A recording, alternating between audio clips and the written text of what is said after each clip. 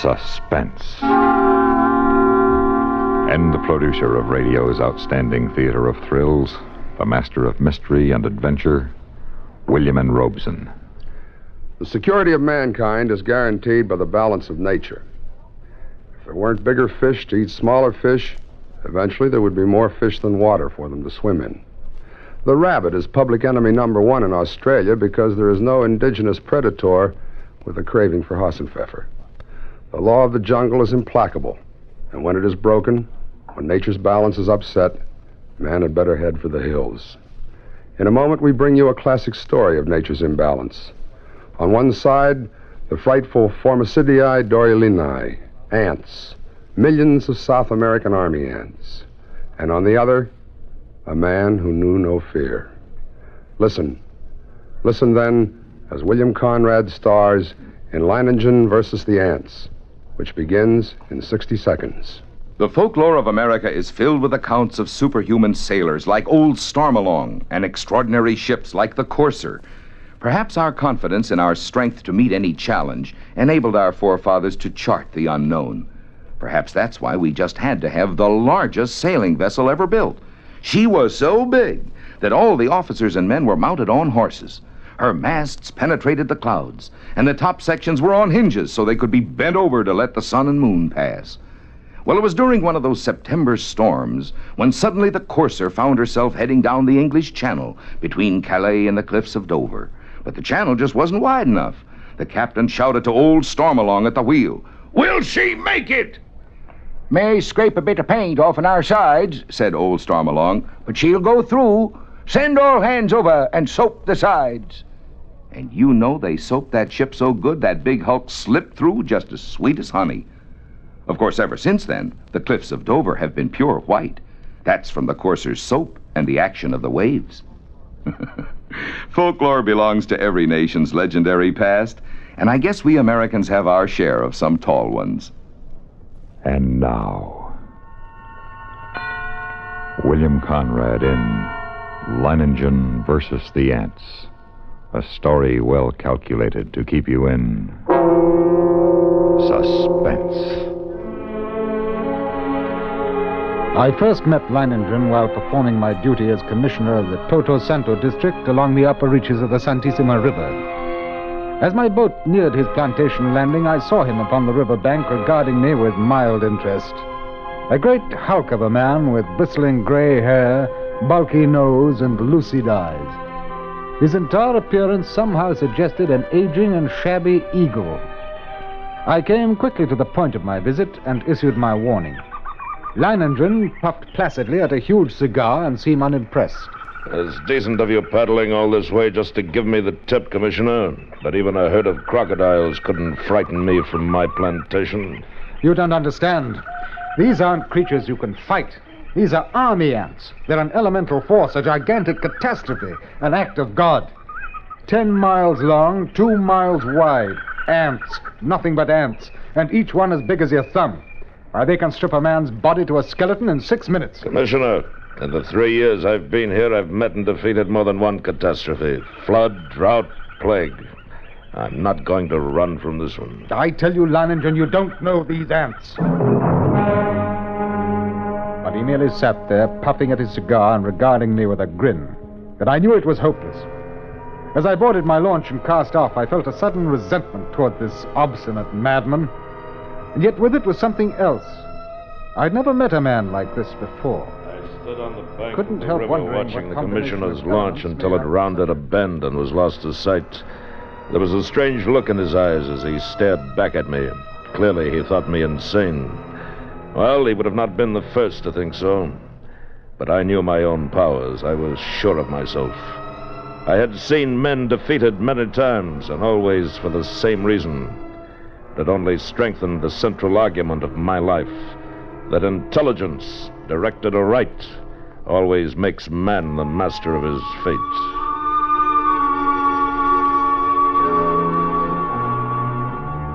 That evening, I called my Indian workers together in front of the plantation house, and I saw their faces go ashen with terror as I told them that the ants were coming.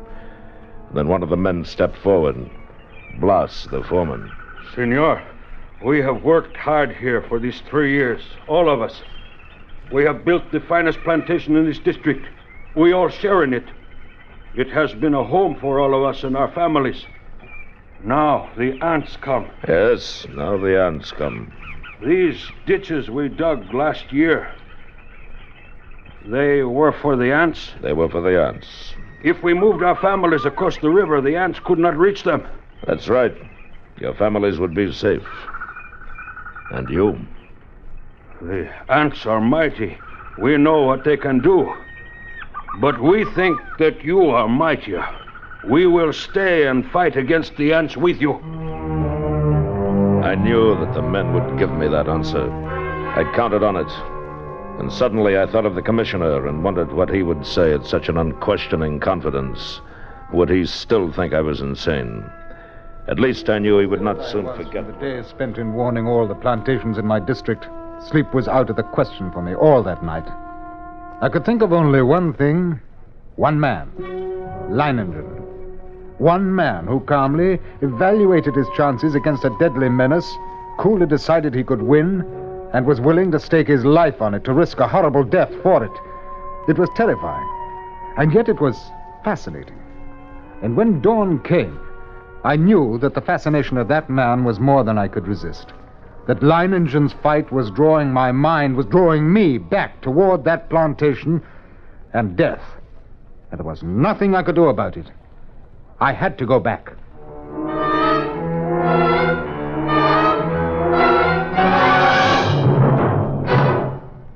The second act of Suspense continues in 1 minute. Do you know the Social Security benefits to which you will be entitled when you separate from the service and take a civilian job? Here's a tip from Social Security. When you open an account at a store, a special record is usually started for you. When you get a Social Security account card, a personal record is also started for you, using both your name and the number of your card. To be sure your Social Security record is correct, it's a good idea to check your Social Security record every few years. To get a statement of your earnings from the Social Security records, you can use postcard form 7004. This form is yours by writing to Social Security, Department 15, Hollywood 28, California. That's postcard form 7004. And now, we continue with Act 2 of Leiningen versus the Ants, starring William Conrad. A tale well calculated to keep you in suspense.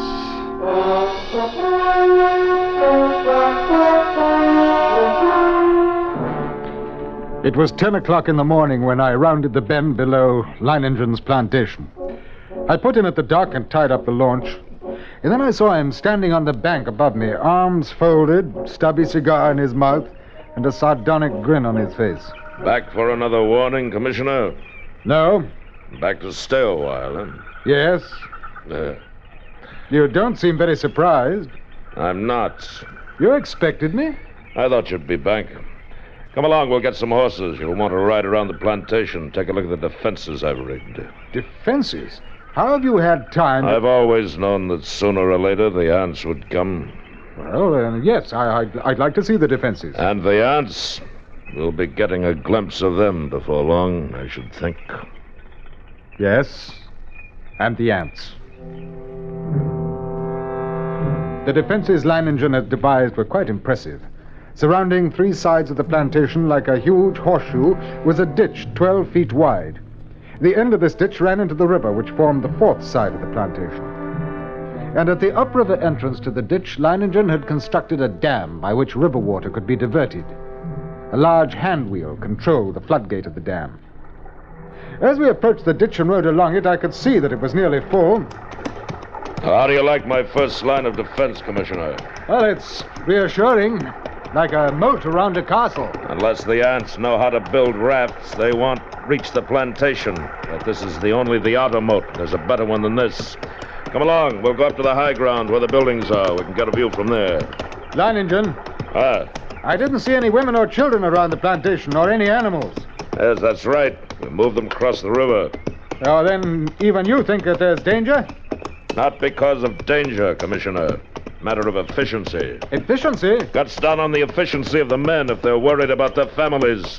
Critical situations only become crises when oxen and women get excited. Here we are. See the ditch? Well, it's much smaller than the other. You've noticed how all the buildings are on this piece of high ground. This inner ditch surrounds them, and it's lined with concrete. Yes, but even filled with water, this is no barrier. It's not big enough. Why, if the ants get this far, They'll get no farther. This ditch wasn't built for water, Commissioner. You see the pipes leading into it? See those storage tanks on the hill? Huh? Gasoline. They can throw up a wall of flame. You care to bet they won't like that?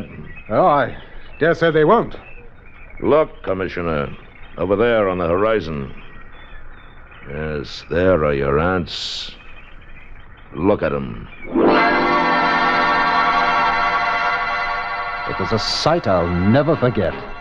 Over the range of hills, as far as I could see, crept a darkening hem, ever longer and broader until the shadows spread across the entire slope, and then downward, uncannily swift.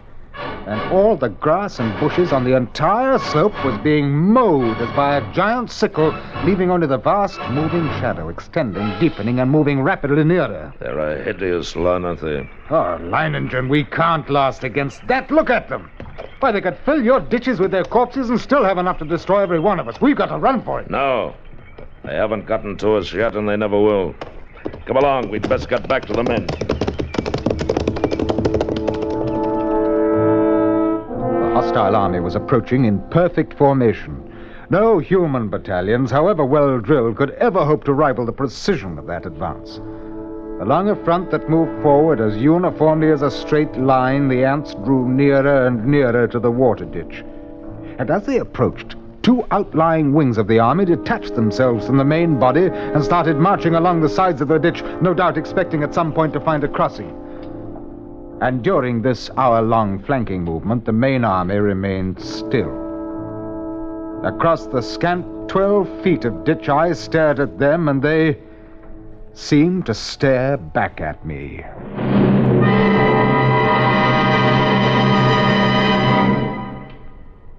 Act 3 of Suspense follows in 1 minute. This is Johnny Baker with Communism on the Spot. The communists often talk about the will of the people, but unfortunately their actions don't match their words. For example, in January 1918, the Bolsheviks broke up by force of arms the Constituent Assembly, the first and only parliament in Russian history freely elected by universal suffrage. The Bolsheviks dispersed this democratic body by military force because they feared the will of the people, which had given them only 25% of the vote, and their leading political opponent twice that number. The communists have never come to power in a free election anywhere, and they probably never will. Not the will of the people, but their own will to power is their main concern. And now, we continue with Act 3 of Leiningen versus the Ants, starring William Conrad. A tale well calculated to keep you in suspense. Around 4 in the afternoon, the ant scouts having found no crossing, there was a stirring among the main army, and then an immense flood of ants, about 100 yards in width, commenced pouring in a glimmering black cataract down the far slope of the ditch. Thousands drowned instantly, but the rest began using the bodies as bridges. Leiningen immediately swung into action. Taneo! Get to the dam, open the floodgate wider, get the water in the ditch moving faster. Si, senor. Look at them drown by the thousands. Yes, but they keep coming. All right, men. Busy with the shovels now. Dump some sand and clods on them. See how they like that. You with the petrol sprinklers. Start pumping. That's it. They don't like it, Commissioner. They don't like it a bit. Look at them. Yes, but how about the ones on the far side of the ditch? Whole clumps of them rolling into the water. The rest are using them for bridges. Yes. Oh, what's keeping Taneo? He should be at the dam by now. Senor, the ants are crossing the ditch on the clouds of earth. If you climb up on this side even now. Yes, I see them. Use your shovels on the men. Clod the crawlers. No, keep What's away. the matter?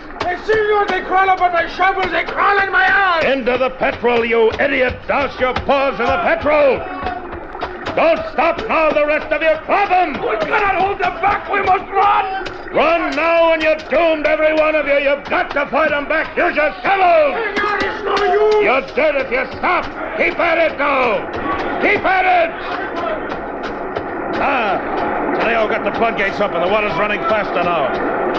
Yes, look at the ants. They can't hold their own against the current now. They're being washed away. Faster with the shovels! Look at them, Commissioner. We've beat them. We've beat them.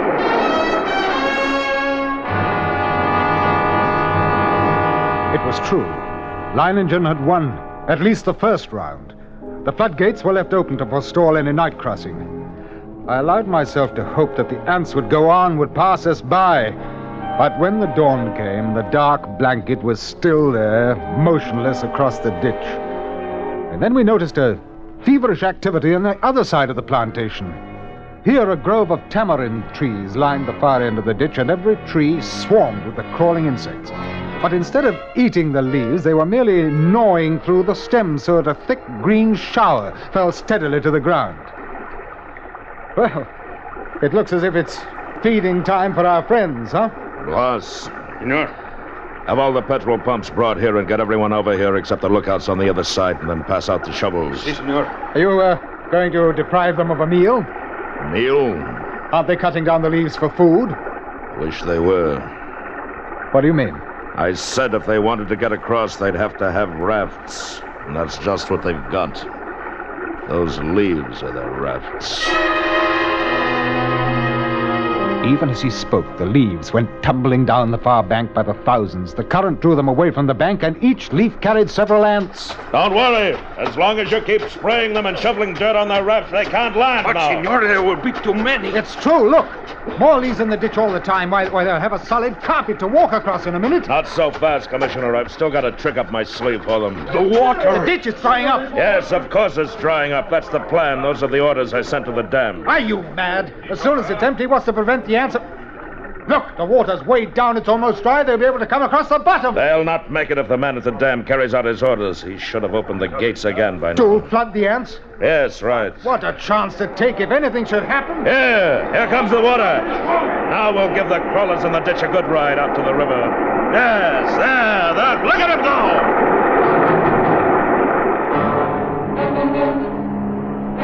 Leiningen's tactics were successful. At first, the violent flow of water raced through the ditch, overwhelming leaves and ants and sweeping them along. 3 times the ditch was emptied. 3 times the ants raced across the bottom, and 3 times the water, arriving just in time, carried them away. But the 4th time, as the water lowered nearly to the bottom of the ditch, we waited in vain for the rushing waters. And then... Senor! What's the matter? What's gone wrong at the dam? The ants. Just as the man at the dam lowered the water almost to the bottom, the ants attacked the dam. Before he could open the floodgate, he was almost surrounded. He ran. The ants kept coming. They were across the ditch. Leiningen stood motionless, absorbing the news of his defeat without a word. Then he raised his pistol and fired 3 shots into the air. The prearranged signal for all the men to retreat instantly to the second line of defense, the concrete-lined ditches 2 miles from the point of invasion. Soon after we arrived there, the natives commenced straggling in, silently. Leiningen waited until all of them had gathered, and then he spoke to them. Well, lads, we've won the first round, lost the second. But we'll smash the crawlers yet. Anyone who thinks otherwise can draw his pay and push off. There are rafts enough on the river and plenty of time still to reach them. You stay then. Good. Thank you, lads.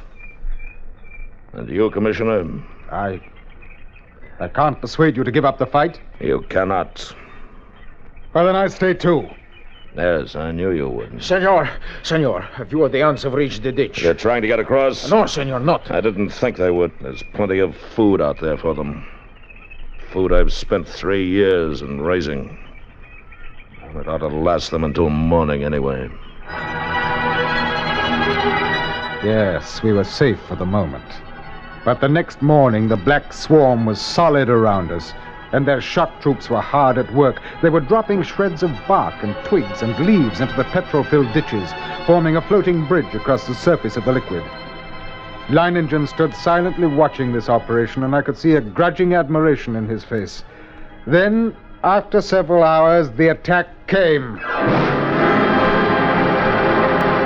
Down the ditch they poured, thousands of them, and across the bridge of twigs, rapidly approached the inner side. Leiningen sat motionless watching them. Leiningen, for the love of God, don't sit there like a statue. They'll be on us in a moment. Let them fill it first. Now. All right. Everyone back from the ditch. Go on. Ross, hand me the torch. Now, we'll see how our friends like a little heat around them. Flames from the ditch shot into the air, devouring the ants by the millions. It was some time before the petrol burned down to the bed of the ditch, but when it did, the devils came back for more. Again Leiningen fired the ditch to destroy them, and still again they came on. But at each successive firing, the task of the ants grew easier because of the film of ash which now covered the petrol. And as they returned to the assault time after time, a slow, sickening horror crept into my mind. I looked quickly at Leiningen and then at the gasoline tanks. He read my gaze and nodded slowly. That's right, Commissioner. We could hold them off forever if our supply of petrol was unlimited. But it isn't. We've got enough to fill the ditch once more. And then? Piccolo! Piccolo, come back! Now the idiot jumped the ditch. He'll never make it to the river. Piccolo! Come back! Merciful God, he's... It's too late. Blas! Keep the men back with your gun. Don't let anyone else try for the river. Leiningen, isn't there any way at all? We've got to do something. We can't... There must be a way. There must be. Yes.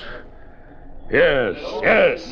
What is it? We'll flood the whole plantation. Flood? But how? We've got to close the floodgate at the dam. That'll do it. You're mad. The dam is nearly 2 miles away. 2 miles of ants. Lads, listen to me. Listen, lads. I'm proud of you. Now there's still a chance. By shutting the floodgates in the dam and flooding the whole plantation from the river. The moment I'm over the ditch, set fire to it. That'll allow time for the flood to wash away the ants. And then all you have to do is wait for me.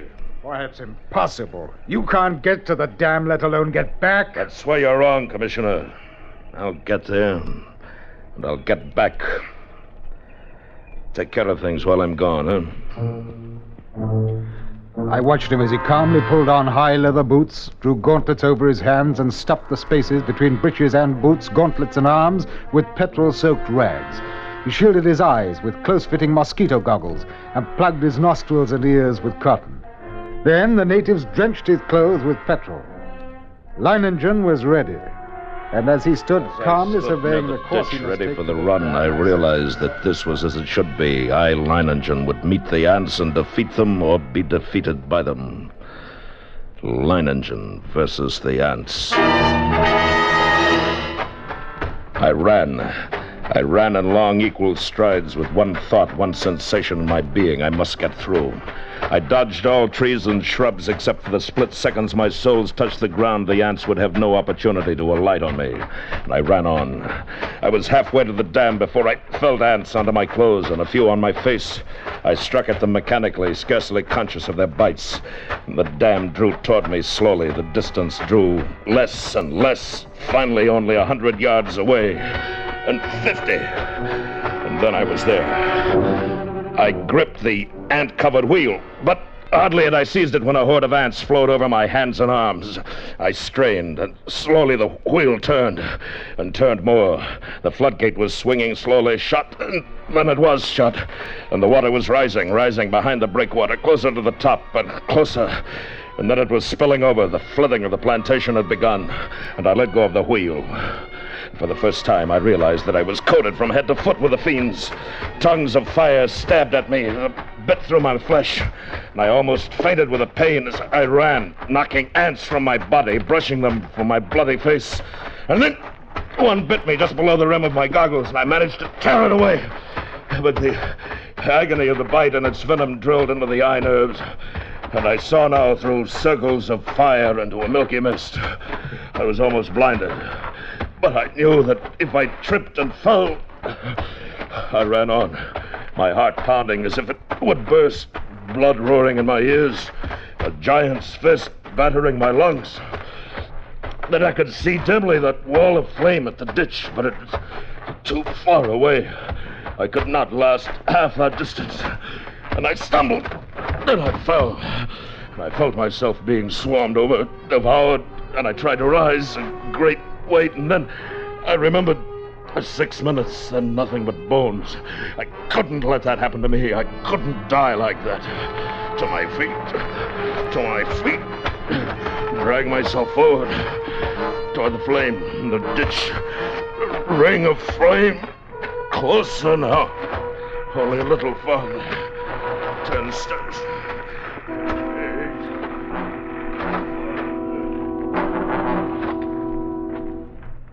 8. It seemed we had waited for hours, when all at once, through the blazing ring around us, an apparition hurtled and fell full length on the ground. Leiningen, alive with ants, unconscious, with blazing eyes and lacerated face. We rushed to him, stripped off his clothes, and tore at the ants that covered him. His body seemed almost one open wound. In one place I could see a white bone. Later, as the curtain of flame lowered, I looked out where that blanket of ants had been and saw only a vast expanse of water covering the entire plantation. The ants were gone, drowned, and Leiningen had won.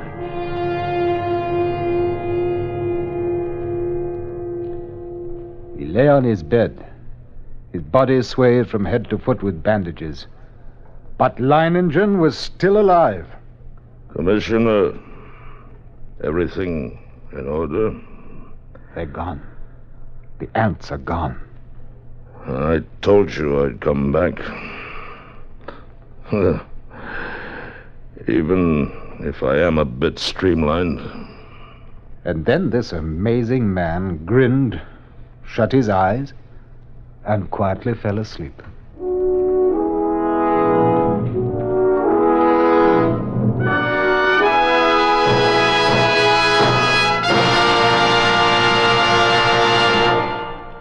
Suspense, in which William Conrad starred in William N. Robeson's production of Leiningen versus the Ants, adapted by Robert Reif from the original story by Carl Stevenson.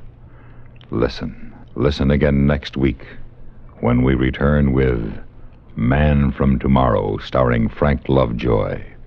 Another tale well calculated to keep you in suspense.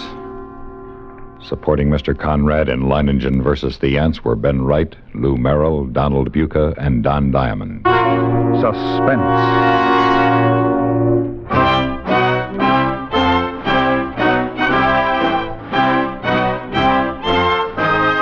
Suspense has been brought to you through the worldwide facilities of the United States Armed Forces Radio and Television Service.